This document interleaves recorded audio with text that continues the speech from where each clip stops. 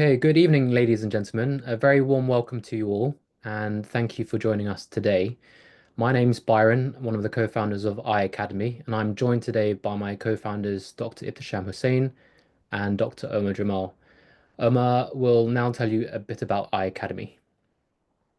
Hey, good evening, everyone. Thanks for joining.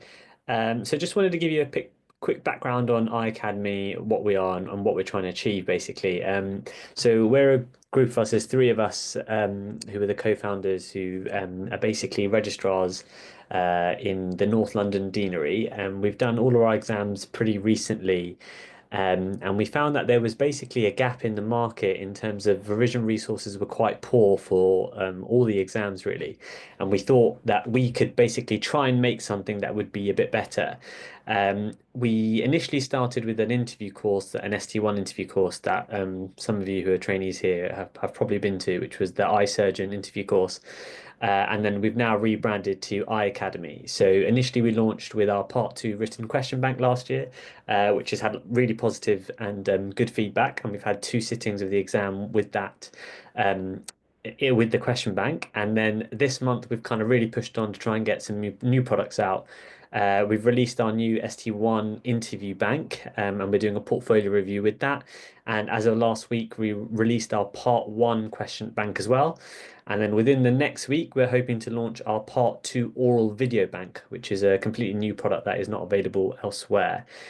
Um, and yeah, the aim is that we're basically trying to provide high yield revision resources. All of our content is basically based on exams, so all the questions are relevant for FRCOphth exams, unlike other resources that you use that will either be very outdated or they're based for the American board exams. And then we also try to provide useful explanations and detailed explanations as to why answers are correct or not, which is something that's quite lacking in some of the other revision areas. But I hope you guys enjoy and find this session very useful. I'll hand it back over to Byron to introduce our speaker for today. Thank you. So it's with great pleasure and honor that I introduce my good friend Dr. Felyx Wong, who will be presenting the first webinar in his series that focuses on how to pass the notoriously difficult FRCOPT Part 1 exam. Dr. Wong is currently an academic FY2 doctor at Guy's and St Thomas's NHS Trust. He ranked first in the Part 1 exam and was awarded the prestigious Crombie Medal from the Royal College of Ophthalmologists as the highest scoring candidate in 2024. And to top it all off, he achieved this incredible feat during his FY1 year. Just before I hand over to him, I'd like to borrow 1 minute of your time just to show you guys our brand new Part 1 question bank that launched last week.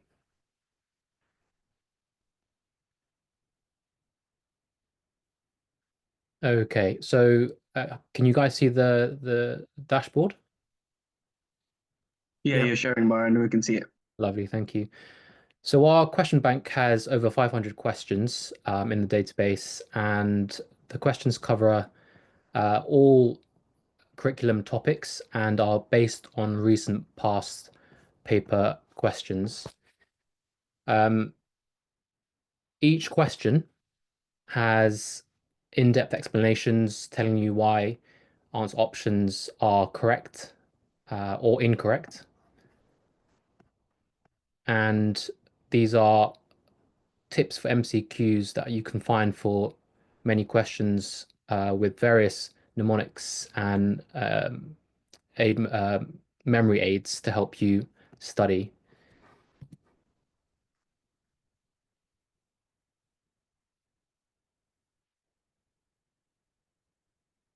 So this is just a demonstration of how I've created a session and I'm doing it now.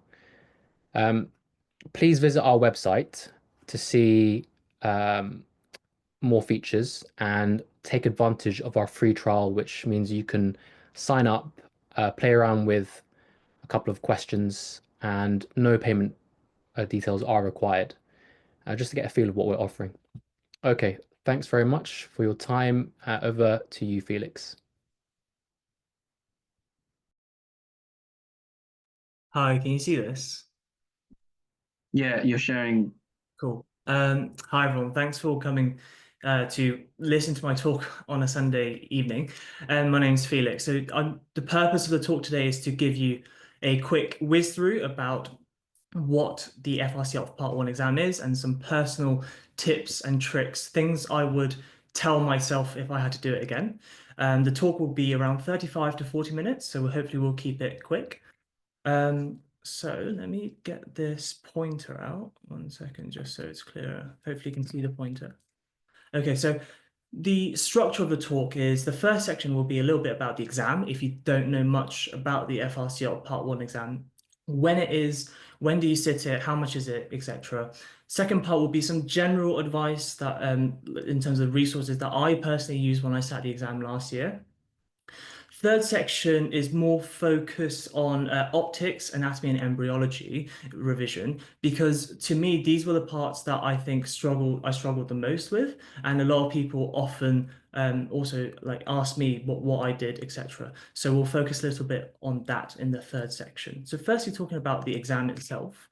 The exam consists of two papers that are 2 hours long, one usually in the morning and one in the afternoon. And each paper is usually 90 multiple choice questions. Obviously, the morning and afternoon was UK time. I don't know if that's going to be different if you're sitting the exam abroad.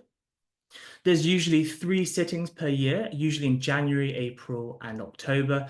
You usually sign up for the exam around like 3 months, 4 months before, I think. And it does cost quite a significant amount of money. So it's around £700 for one sitting. And obviously, you need to take into account that during the process of studying for the exam, you will likely buy resources, question banks, books. And so you do need to set aside some budgeting as well if that's a factor. About my personal experience, so I sat the exam last year in April 2024. In terms of the duration of how long people take to revise for the exam, it really depends on your personal circumstances. But usually people say around 4 to 6 months. I personally did this. I started in December 2023. So in total, used approximately 4 months. But the first 2, 3 weeks, I was just doing like half an hour to an hour of just very light revision and gradually built up. Towards like the middle of the second month, I was probably studying a solid 2, 3 hours a night. The sad thing is, obviously, I had to use annual leave 2 weeks before the exam because you can't use study leave for this apparently.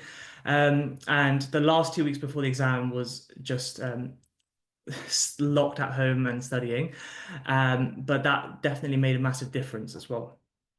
If you're worried that you're not good at physics, because this exam has so much optics, you're worried that, oh, I hate physics, I've been doing medicine since 18. Hopefully this offers some sort of reassurance. I personally didn't do any A-level physics. I also did a terrible GCSE exam board for GCSE physics. So and I still did relatively well. So this is definitely doable. Hopefully that gives you some sort of reassurance. This is a slide from the official RCOphth website, and this contains essentially each row is each sitting up until April 2024.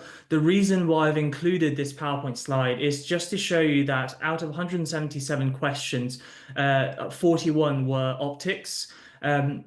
Obviously, you have other topics like anatomy, pharmacology, etc. as well, but optics do take up a significant proportion of the exam, which is why people focus so much on it as well. And this is the specific pie chart for my sitting. You can see here, optics is the red section here with 41 questions out of 177. So nearly a quarter, 23.2% of questions were in optics, and also pathology being a significant proportion as well. Other topics include like physiology, genetics, statistics, pharm as well. So just be aware of that essentially. So now we've talked a little bit about the overview. I've given you an idea of when it is, what time you sit the exam, etc. This is just some general tips that I would give for people who are thinking about the exam. The first thing to mention is some of the essential resources that I used.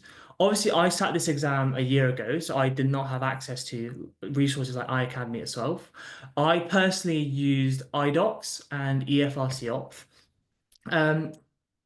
iDocs, I found it useful. It was helpful in the sense that it was questions were tailored relatively similar difficulty to the actual exam, and it was helpful for learning. The one issue I had with iDocs was probably some questions were a bit out of date, and they were based on, for example, previous guidelines, which are slightly outdated. The other issue with iDocs was that sometimes the explanations were just one-line sentences and not very helpful for learning, so I had to read around. But regardless, it was still a good resource that I would recommend. FRCOphth, quite frankly, I would not recommend this resource. I initially got this resource because someone told me that it's good for revising anatomy. But when I started using this, I realized that it was more, the questions were more like over time, it was the same question being repeated over and over. And so you were starting to answering questions sort of because of pattern recognition rather than the questions making you think and learn from the process. So these were the resources that I used. I've just included a note here, just like what Byron said earlier, make sure you do check out iAcademy's new Part 1 question bank. Very, very, very nice platform. Just give it a go and see if this is what you like. In terms of books that I use, so I think there's a lot of books, if you search online, that people say they use this, they use that, they read all of this before they started questions. I personally would recommend only 3 books that you need, in which one book you should read from beginning to end, and the other 2 books are just question books that you do. So the first book that I would personally recommend everyone is this book called 400 SBAs and CRQs by Nikki Hall.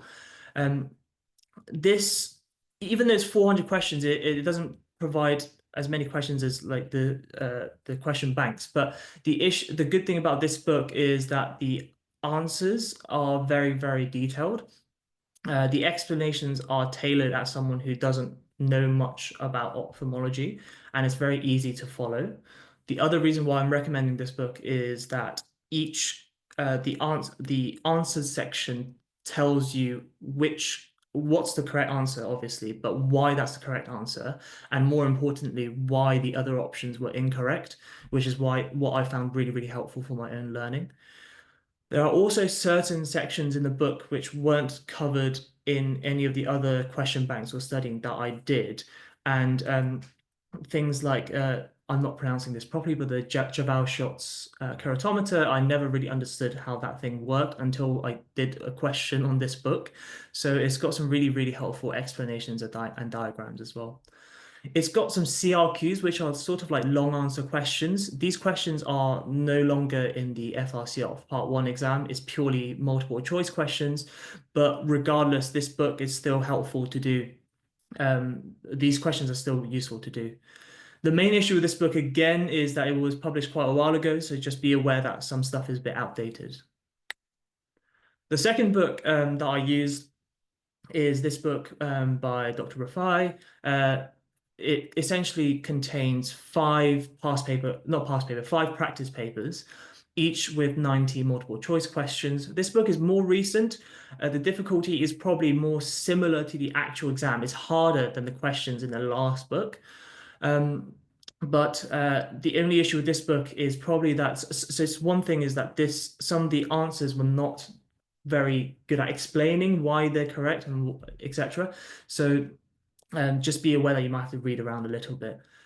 One thing to mention, going back to the previous slide, is that I think this is a good book that you can do at the beginning of the revision, not knowing much about ophthalmology, simply because the questions are slightly easier and also the explanations are very beginner, like sort of very helpful for someone who doesn't know much and want to just read through things. It's very easy to follow.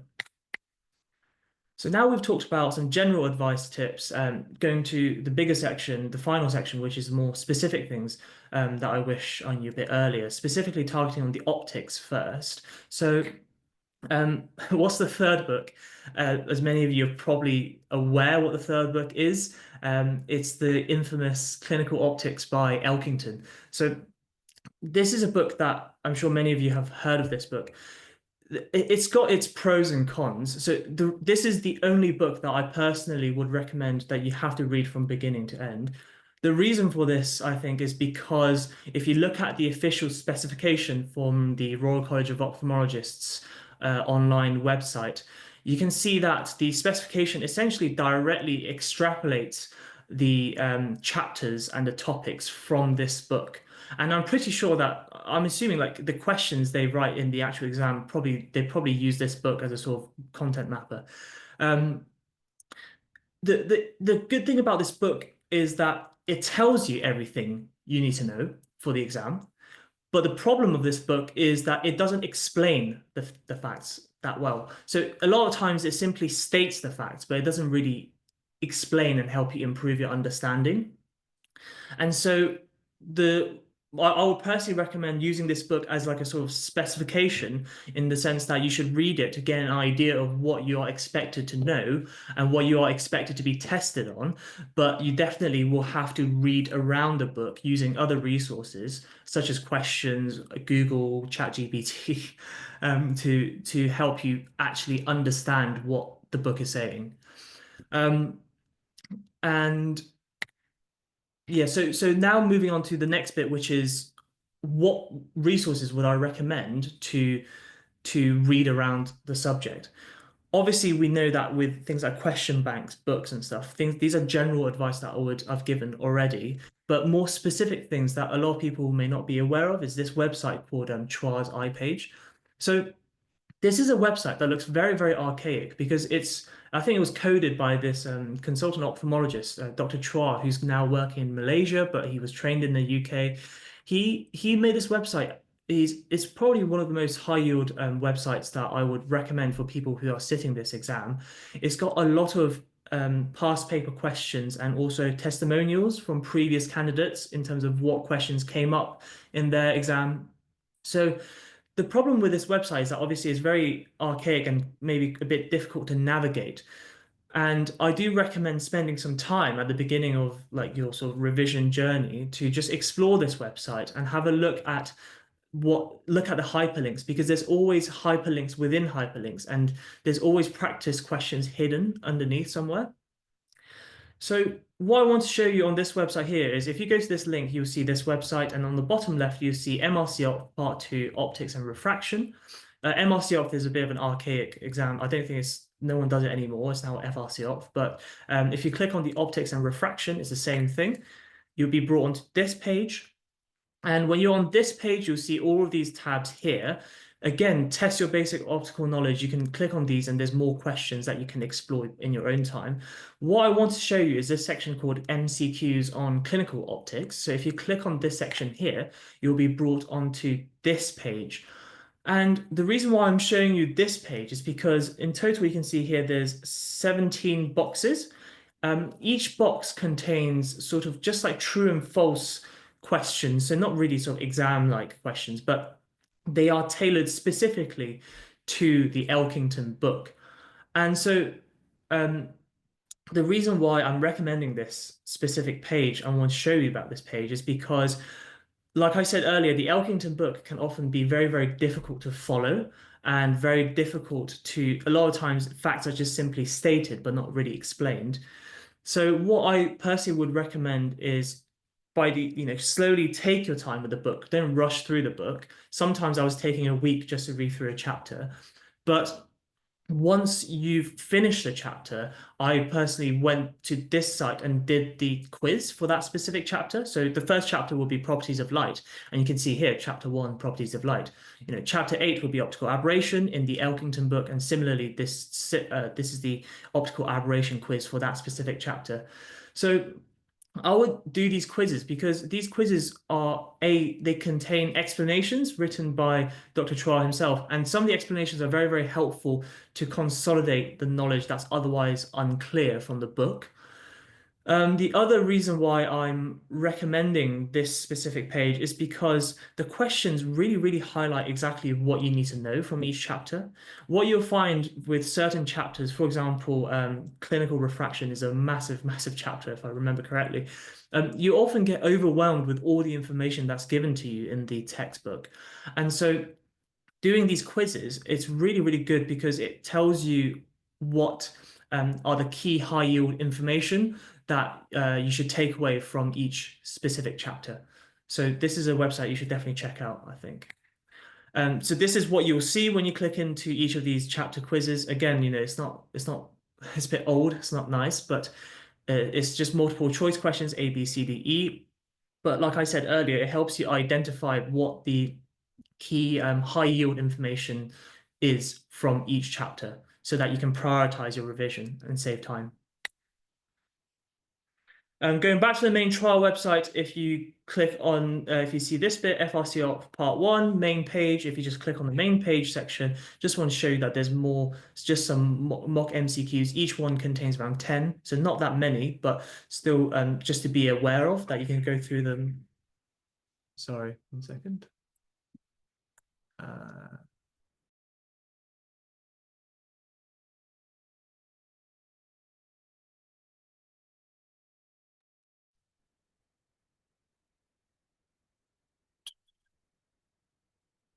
Okay, so fine.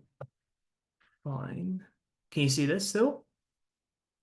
Yeah, we can see it. Cool. Sorry about that. Yeah. So and as you can see here at the bottom, there are some candidate testimonials as well, which are very helpful for you. For them, essentially, they tell you like what questions came up in their exam, etc. Very helpful for you to target your revision as well. And this is what you see when you click in. Essentially, they're just like MCQs, but there's only around 10 of them per test. But just so you're aware that they're there, so you can do them.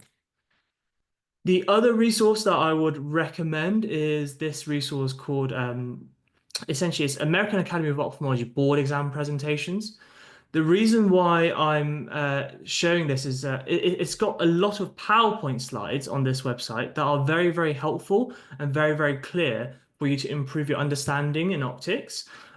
These are PowerPoint slides that are targeted at residents in America for ophthalmology, but they're very relevant for the FRCOphth Part 1 exam. So if you go onto this website, you'll see this page here. You scroll down and there's a section called Basic Optics. Let me just get Basic Optics here. And if you click onto Basic Optics, you'll see all of these PowerPoint slides. I personally did go through all of these because it's firstly, the reason why I'm recommending is it's tailored at someone who knows nothing about optics. So it goes really through the basics and builds up the knowledge. And the PowerPoint slides are also very, very diagrammatic. It's a lot of diagrams rather than text. For example, if you click into conoid or sternum, and if you download the PowerPoint here, these are what the PowerPoint slides look like. So conoid or sternum was a concept that I really didn't understand just from the Elkington book alone. But this really just clearly just shows you exactly like it explains what it is and helps you understand the concept by using a lot of clear diagrams. So this is just some example PowerPoint slides that you can get from the website. The other section that I wanted to mention is the common investigation section. So investigations also constitute around 10-15%, I think, of the actual exam. And if you go into investigations, what you'll see is that there's an ultrasound section, there's a Hess chart section, MRI scans, and FFA. It's got some really, really good resources for you to understand how these specific investigations work. So this is what you'll see if you click into the Hess chart section, and then you click into principles of Hess chart. Again, you can do these questions, and if you click on the answer section, there's explanations for each of the questions. So you're essentially learning how the principles of these investigations through doing these questions. And similarly, if you go back to the beginning, you can see the ultrasound section here. So if I was going to click into ultrasound here, you can see this page. Ultrasound did actually come up in my exam as well. So learning the principles of ultrasound, of how it works, like all the crystals and things like that, the physics behind it was very, very helpful. So I'll really recommend going through this page and scrolling down and having a look. This is just a page, I know it's very heavy. It's not really, the point of this page was not to go through them. Like, I know it's a bit overwhelming, but it's more just for you to refer back to it later. in terms of common things that came up. I would say probably most of these things came up in my exam. So with Purkinje Sanson images, for example, a common question that they like to ask you about in optics is like which one is inverted, which one's upright, etc. Maddox rod, obviously knowing how to interpret the results is very important, but also they might ask you more specific questions about what it's made of, like what lenses, is it parallel cylindrical, is it this, is it that? So just make sure you know about the actual physics of the actual rod itself.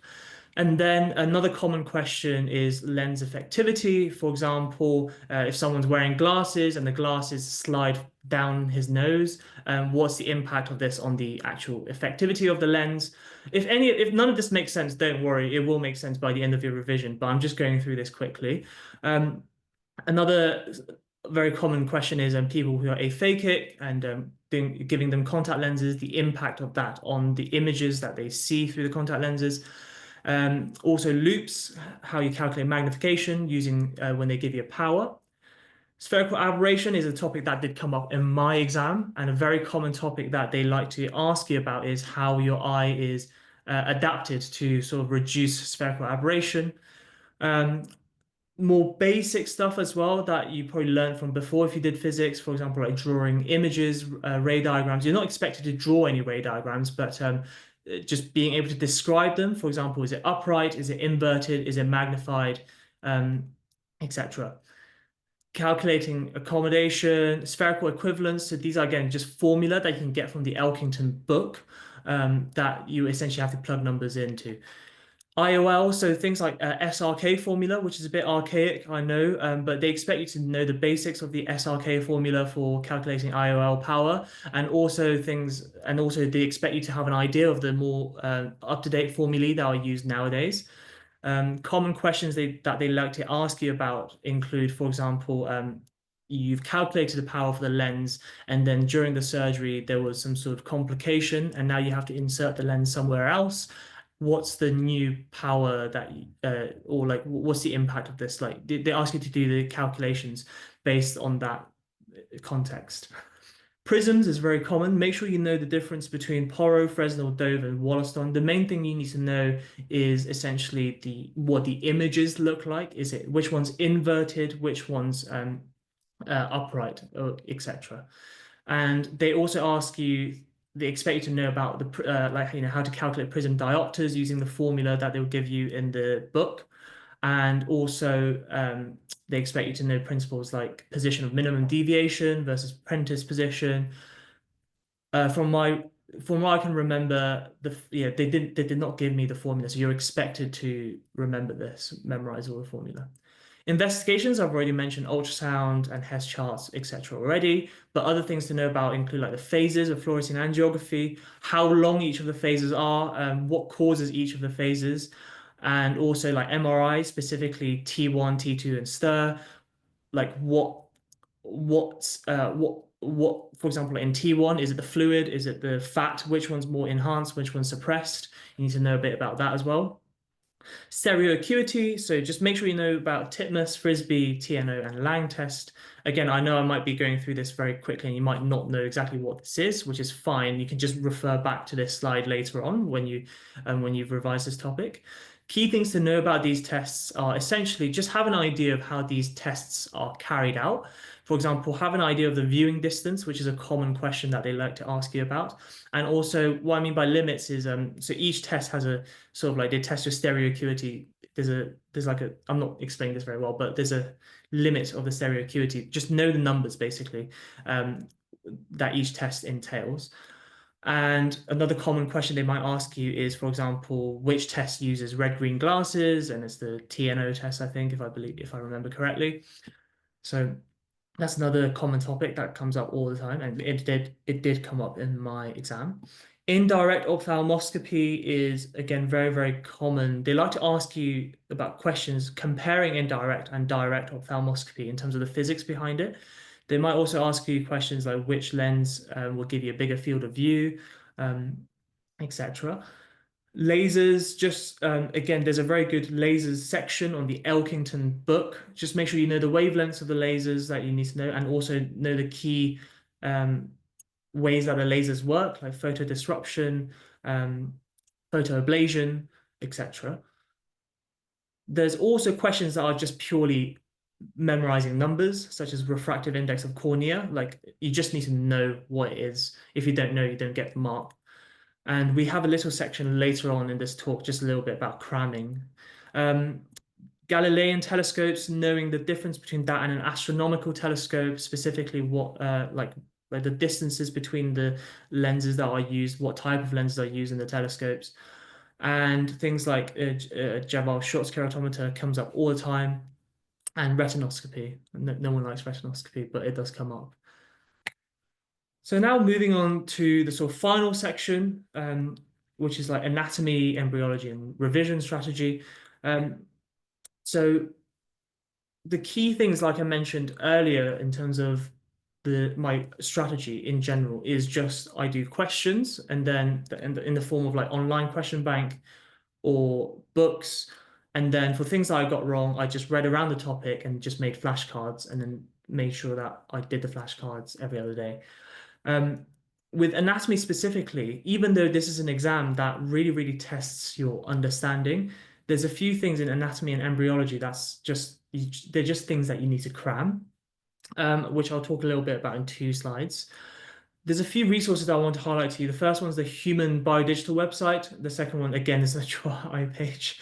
The first one is the Human Biodigital website. So this is a website that I'm not sponsored or anything. I've been using this since medical school. It's actually free to use. I didn't pay any money, but there's a limit on how much you can use it every day. I personally think it's very, very helpful to be able to visualize the anatomy when you're rather than just reading things from the text. YouTube videos sometimes are not sufficient either because people just draw things out.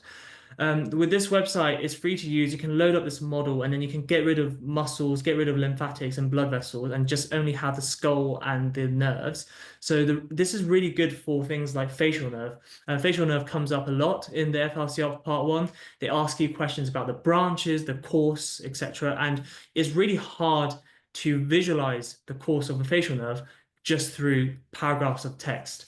And so if you can, this sort of website allows you to isolate that. You can get rid of everything else that's irrelevant and really help you to visualize where the facial nerve goes, where it branches off. And so by being able to visualize things, obviously it really helps you memorize things because it's not just rote learning. You can actually think about it in your head because you've seen it. And obviously you can like rotate this model around and stuff as well. The full version is 30 quid a year, so it's not that expensive either for unlimited access.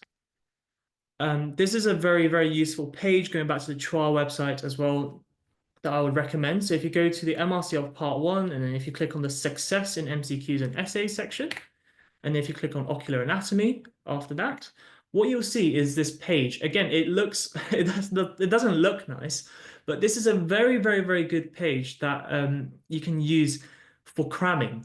So unfortunately, in the FRCOphth Part 1 exam, especially in the anatomy section, there's a few numbers that you just have to memorize. So a few questions came up. For example, for me, the thickness of the cornea came up. Also, the volume of the orbit came up as well. And also, what else came up? The tear production rate came up as well in my exam. So these are questions that are easy marks if you know it, but if you don't know it, you just have to guess. And this is a page that I would recommend going to look at maybe like 2 weeks, 3 weeks before the exam. What you can do is you can create flashcards and just spam the flashcards a week before the exam. Just make sure the numbers are drilled into your head and then forget about all of it the day after the exam. And this came up as well, rods and cones, how many they are, the ratio between rods and cones in the eye.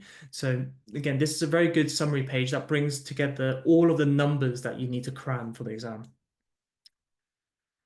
And just want to highlight again here that there's more questions hidden under here as well, MCQs, ocular and neuroanatomy. When you click into that section, there's more tests as well.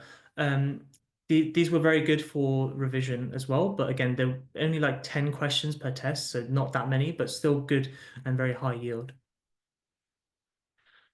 We're reaching towards the end of the talk. The one other resource I want to mention is Dr. Andrew Lee's YouTube channel. So I've been using his YouTube channel for a very long time for a lot of different things. But he's a very, very good teacher. He's a neuro-ophthalmologist based in America, but he does a lot of 4 to 6 minute short videos on the whiteboard, and he explains things really, really well. One of the videos that I thought were very helpful were the facial nerve videos, because I really struggle with reading text and just trying to understand where this nerve goes, where it branches off. But his videos really, really helped highlighting the key take-home messages and made things really concise. And embryology, so we talked about anatomy. Embryology is a section that I probably found the hardest to study because there's just not a lot of good things online.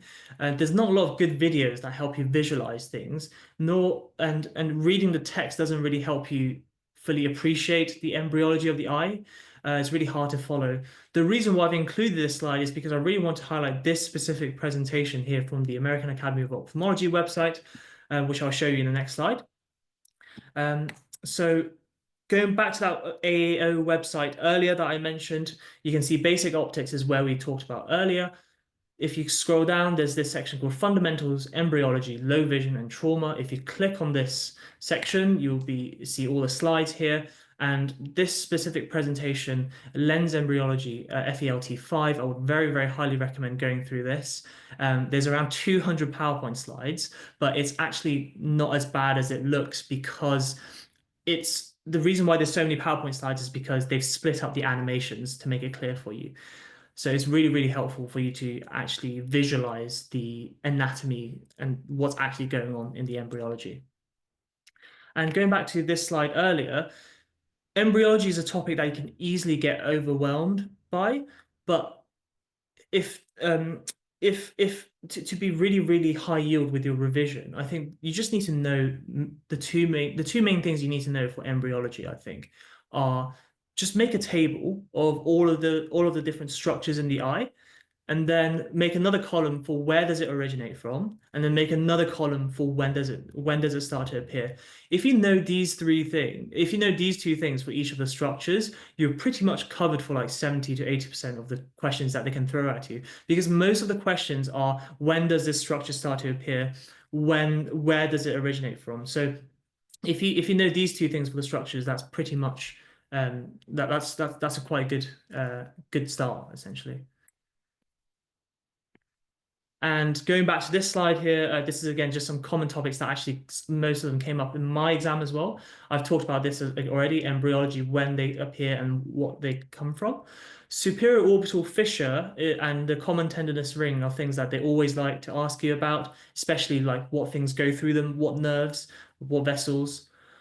Basic anatomy from medical school, like sinuses and where they drain into. And also things like skull foramen, so the base of the skull, all of the holes, and what nerves, what blood vessels go through them as well. This did come up as well in my exam. So there's the walls of the orbit, and specifically which facial bones make up the walls of the orbit. So just make sure you know there's different mnemonics for each of the walls. So we can potentially go through that in future talks as well. Don't forget about the lacrimal gland. I actually forgot about the lacrimal gland because I just focused on the eye.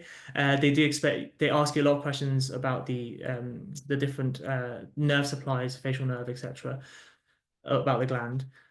I mentioned briefly about this already, but just make sure you know nerves 3, 4, 5, 6, 7 well. So you should know their origin, their course, their branches, and what they supply.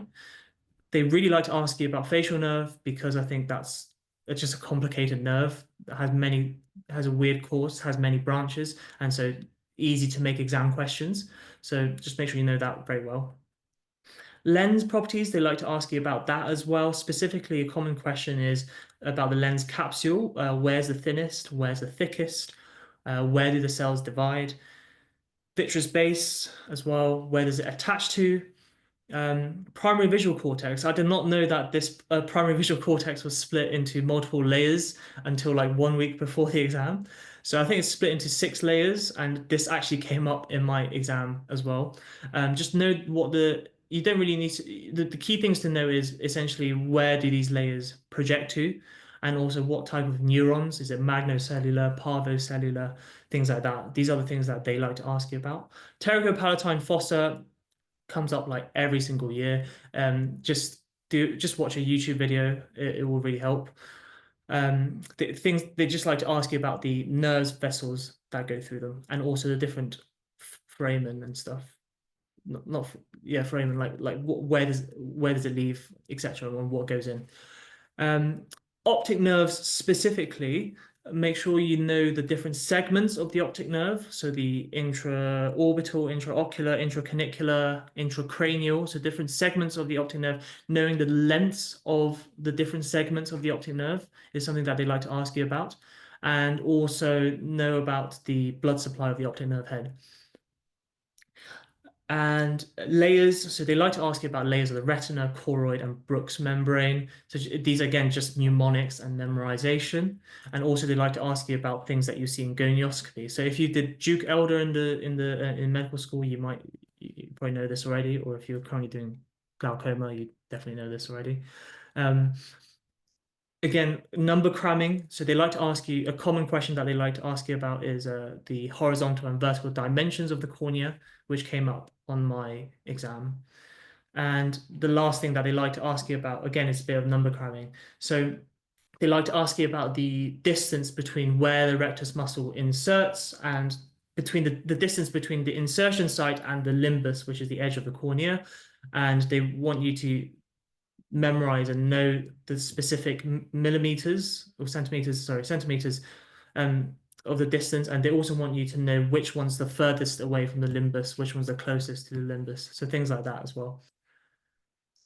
So now reaching towards the end of the talk, these are just a quick summary points of things that I would tell myself if I was going to do it again. So first thing is, like, obviously spaced repetition. I'm sure many of you know this already. Things that you get wrong, just make it into an Anki card and just do it every other day if you have time. Just make sure that that knowledge is consolidated in your head. I've talked so much about a trial eye page. It's a great resource, so definitely check out the website. I did mention here, but question banks is key. At the end of the day, don't get drowned into reading books before starting questions. I would recommend just starting questions from the beginning and learning from your mistakes, which is why these question banks are so important. Optics is a topic that everyone struggles with. I struggled a lot at the beginning. And the key message I think I would say is that I think just start early. So essentially, a lot of the things won't make sense the first time you read it. A lot of the things in optics kind of made sense like 2 weeks, 3 weeks before the exam. And from speaking to other people who did the exam, it's the same for them as well. The reason for this is probably because at the beginning you don't know much about optics anyway, but when you revisit the knowledge at the end, you've probably read a bit about this from a different resource, read a bit about that from a different website, and then you're able to piece together things better as well.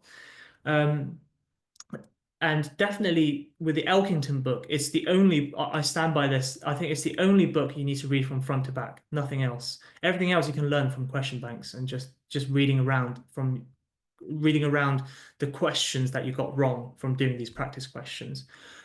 Elkington book is a book that I think you shouldn't rush. You should do it bit by bit and take it easy, and remember to do these quizzes at the end of each chapter to make sure you consolidate the knowledge.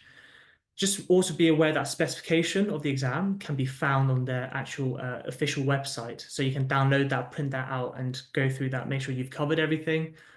And the last point is that this is really an exam that genuinely tests your understanding rather than rote learning. I know I gave a few slides on like cramming numbers and stuff, but that's a small part of the exam. The majority of the exam tests your understanding. So just make sure that's your priority in your revision. Just a few miscellaneous things I want to mention. So Dr. Hunter is an ophthalmologist based in Harvard in America. He's got this 6-hour lecture on YouTube that a lot of people who sat the FRCOphth Part 1 have watched and have found it quite useful. It essentially covers some of the basic stuff that you need to know for the exam. And it's very relevant. Even though it's targeted at residents in America, it's very relevant for the FRCOphth Part 1 exam. So definitely check this out. This is a book that I personally didn't really use. It's a book by Louise By, and it's Basic Sciences for Ophthalmology. So this is a good book for topics like physiology and biochemistry. Things like, for example, the contents of the aqueous and the contents of the serum and comparing the contents. So a lot of questions they like to ask you, for example, like, oh, does the aqueous have more? I don't know. I'm just chatting rubbish now. Does the aqueous have more potassium than the serum? Does the aqueous have more glucose than the serum? So questions like that, where it's basic science, transporters, questions about transporters and things like that. This is a very good reference book, according to a lot of people that I know who sat the exam who use this book. But I personally did not use this. So this is the final slide. The next talk, I think, is on the 16th of February, 2025. It'll be led by myself. I will be doing like an MCQ-based teaching session in optics. Obviously, it will be 1 hour, so you can't cover all of optics in 1 hour, but the point of it is that we will go over some questions that are sort of high yield and also often difficult to understand topics. The format will be that I give you the question and then give you some time to think about it, and then we'll explain through all of the different options, and then we go back to the MCQ explaining which one's correct, which one's incorrect, etc. And we learn from that. So if this is something that you're interested in, just make sure you sign up as well. So thank you for listening. If you have any questions, please let me know. What we'll do with questions, if anyone has any questions, they can just write it on the chat. Otherwise, we've got 100 people here. We'll have 100 questions coming out, and then Felix can perhaps cherry pick some questions. We'll also, just as a reminder, some people have been messaging me. This video and this kind of seminar will be available free on YouTube very soon. So we have a WhatsApp group, etc. When we'll update you when the YouTube a video for this is out. So yeah. So Felix, have you got access to the chat? Can you see the chat? Yeah, I can. So we'll take questions for about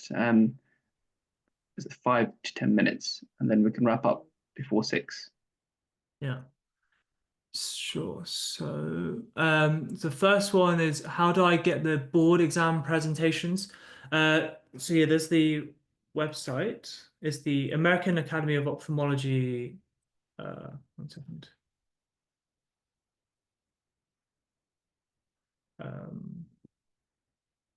Someone was asking me for the link for the AAO. It's this one. So that's the link. If you can still see this, you can just search up AAO Ophthalmology OCAT board review, and it's probably the first on the Google link. Then the second question, I have not covered physiology, pharmacology. Yeah, sorry, because of the time restraints, so I focus only on optics and stuff. But if you have any specific questions about these, do let me know in the chat. I learned all of the other topics just from doing questions and reading around the questions. The reason why I've cherry-picked optics and embryology is because I had specific things about each of these subtopics that I want to mention to make you aware of the resources that are available online. Fine. How similar is the FRCOphth to the Duke Elder exam? FRCOphth is very different to the Duke Elder exam, I think. The Duke Elder exam was very clinical. FRCOphth has a lot more basic sciences and optics. So it's I did find the FRCOphth a lot harder, yeah. Are there any Anki decks that you recommend? I personally don't have I didn't really I don't have any Anki decks I recommend. Because the cards that I made were just for the things that I didn't know myself, if that makes sense. So I didn't really find any decks anywhere else that I would personally recommend. Sorry, that's not very helpful.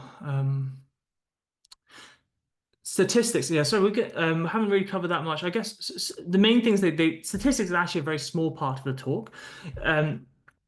With the second book that I mentioned, which is this blue book here, this book, so some of the 1 second. Why is it not changing? Okay. Um, there's some good statistics questions in this book that you can look at, and I'm sure also in the the Eye Academy question bank as well. If you do check out the Eye Academy question bank and have a look in there.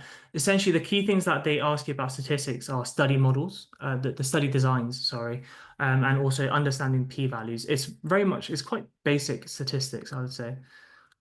Would you recommend the BCSC course? No, I would not recommend the BCSE course because it's very, very expensive, I think. The BCSE books are very, very good if you can get them from your library, but if you have to buy them, it's very, very expensive. I personally didn't use the book, and I still managed to do well.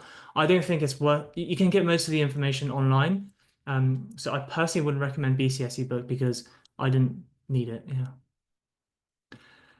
And another thing to mention is that on the TRA eye page with pathology, they there's a section on the TRA eye page that you can actually find pathology slides, which can improve your understanding of the actual pathology. But in my exam, I didn't get any slides that I had to interpret, but I know that it has come up before. So again, check out the TRA eye page.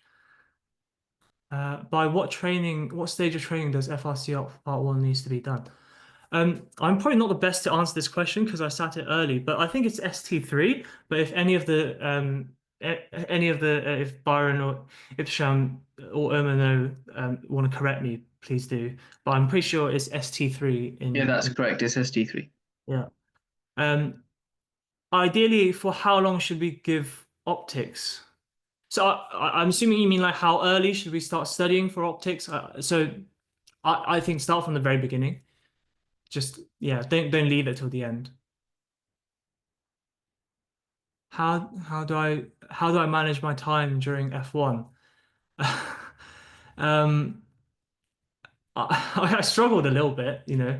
It's very hard. I was doing general surgery and then having to do this on the side, but unfortunately, just a lot of nights that I had to just sacrifice, you know, just I got home at like 8 or 9. I had to study until like 12.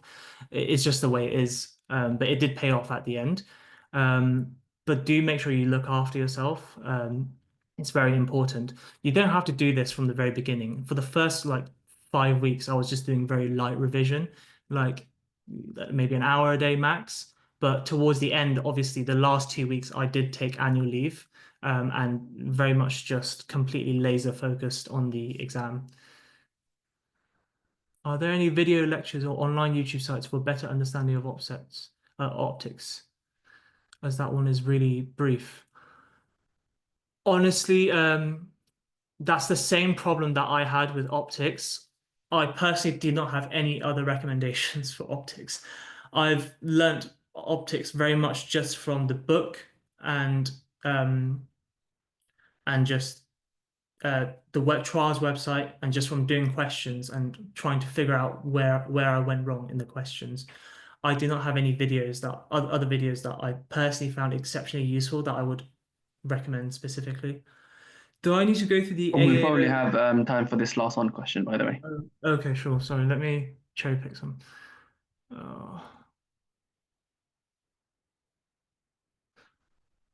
Could you kindly show that? Ferris is another book that a lot of people mention about. I personally don't recommend Ferris because I used it and I didn't thought it was that useful. It was very heavy and I didn't really need it and I still did quite well. So I think the text was too heavy, not very concise. You can get most of the information from, instead of Ferris, I would just actually do more questions from question banks that are probably more up to date as well. Uh, fine. Uh, let me see if there's any other questions.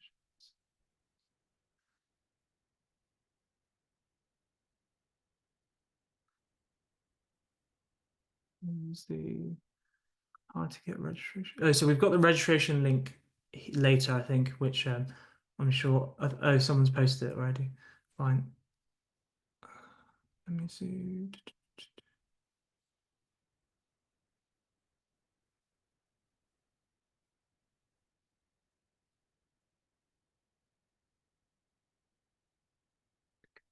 I think epidemiology. So epidemiology and statistics is mostly I basically studied purely just from doing questions.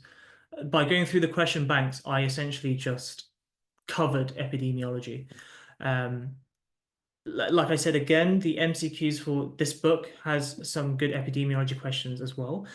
Oftentimes, the epidemiology questions are grouped in the same category, I think, as the statistics section.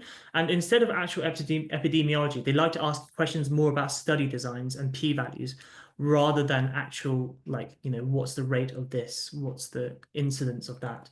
If that makes sense. But obviously, you should be able to understand key concepts like specificity, sensitivity, positive and negative predictive values, things like that. But these are all quite basic stuff which I'm sure many of you may have heard of from medical school as well. Um, Oftentimes, they either ask you to calculate these values, which you can just use a formula. I'm sure most of you have been taught about it already, or they ask you for definitions of what they mean. So, like sensitivity versus specificity. And also another type of question that they like to ask you is essentially interpreting p-values from different studies, yeah. And also just knowing the hierarchy of studies, which many of you probably know, like meta-analysis, systematic reviews, RCTs, etc. Forrester, I didn't use Forrester either. Honestly, I think just learn from if I had to do it myself, I wouldn't use any of these books other than Elkington, because I just learn from the questions. Okay, great. I think we'll probably end on there just to so that we're timely. So thank you very much, Felix. That was a very good, thorough first part of the series. And then, like we said, there was other webinars that's going to occur. And just to kind of share again, our part one question bank is also available to purchase as of now. So we've tried to make sure everything is based on past exams, and all the explanations are very detailed with mnemonics and basically an amalgamation of all the best resources plus more. And you can sign up for a free trial, or you can have a subscription for 3 or 6 months. So that's everything. Thank you very much, guys, and hopefully see you at the next one.